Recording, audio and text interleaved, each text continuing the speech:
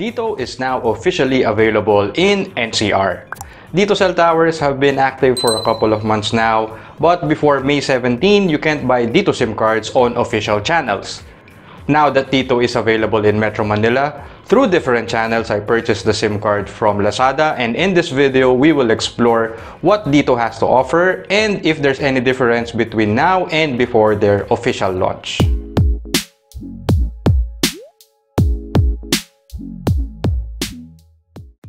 Purchasing a Dito SIM card is very easy and it was delivered immediately only after 1 day.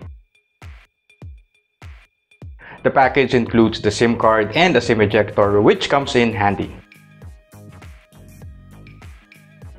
Curiously, Dito lets you choose a SIM card specific for your cell phone brand, and I purchased one for Samsung and inserted it to my POCO F3, which as of today is not yet officially part of the Dito compatible list of devices.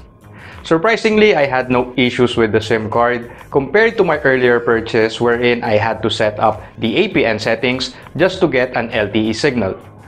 The VoLTE icon appeared on my cell phone, which is a clear indication that I don't need to change any settings for LTE.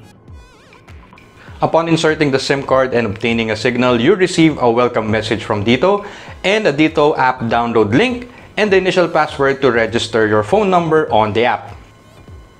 The Dito app is pretty simple and it's easy to navigate. It shows you your current remaining data and call minutes.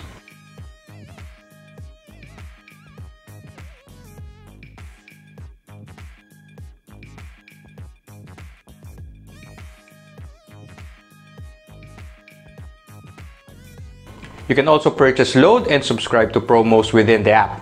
Current payment methods are credit or debit cards, GrabPay, GCash, and WeChat Pay.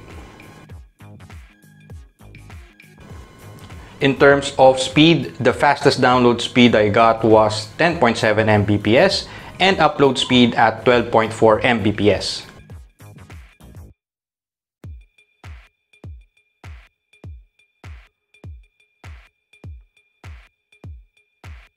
I performed the test in the 3rd floor of our house as well as outside. Unfortunately, there was no Dito signal inside our house if I'm on the ground floor.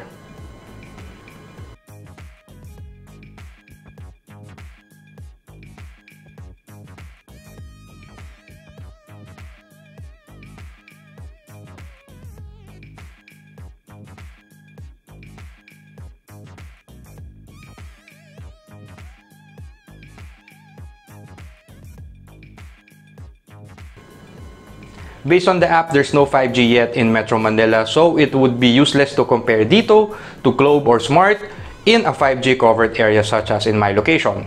Interestingly, the LTE upload speed of Dito is faster than the 5G signal of Globe.